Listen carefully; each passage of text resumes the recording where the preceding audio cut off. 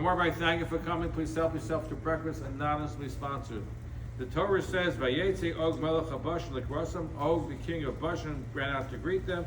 Hu B'chol Amol L'Chama, Edrei came to do battle with the Jews at Edrei. Vayomar Shem Moshe, God says to Moshe, Al Tira, don't be afraid of him. Ki b'yodcha dasati also best kol. I'm going to give him and all his people to you. So here's the question: Moshe did battles.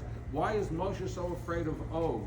And this is the only time that God has to calm him down. What's going on over? What's the reason why? So the Gemara tells us that who was Og?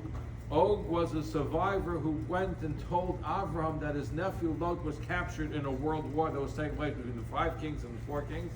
And that's the reason since he told Avram that Lot was captured, and as a result, Avram went and rescued Lot. So therefore, he has this merit. In fact, Tosfos says that Moshe was afraid of this merit, and Tosfos says what happened. Og had a nefarious motive. What was Og's motive? He figured which person would go to war against the armies of 4 nations, 5 nations. It had to be Avram. He figured he was an Ivri. That's the stopper. Because he was an Ivri, so he was willing to go and sacrifice himself to rescue his nephew. That's the spirit of the Jewish people. So he had a nefarious purpose. He felt Og thought that Avram was going to go and do battle. He was going to die, and he would marry Sarah. That was his intention. So he had a nefarious intention from wanting Avram to go and to do battle. So it could be because of this nefarious intention, the Og's help, this merit, that hundreds of years later, that he would be able to withstand, Moshe would be afraid of him, that this merit would still protect him. Why would that be the case? Could that be the answer, that this merit, for a nefarious reason, he still would be protected? And the answer is yes. When you do a mitzvah, we don't understand and comprehend the power of a mitzvah, even a single mitzvah. Even if we do it with improper intentions, but we get the value in God's eye as long as we do the mitzvah.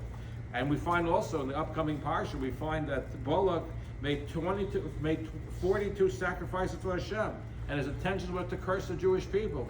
And yet he was rewarded that Mashiach, Rus, comes from him. So you see the power of a mitzvah. So therefore, before we do a mitzvah, we should not only think of the immense reward that you'll get, but multiply that to millions upon millions, and is still nowhere near the real reward of a single mitzvah. The power of a mitzvah, as we see from Og, is tremendous, even when performing our proper intention. Imagine what the value of a mitzvah would be if you perform with proper intentions. It's so much more so. Have a wonderful day.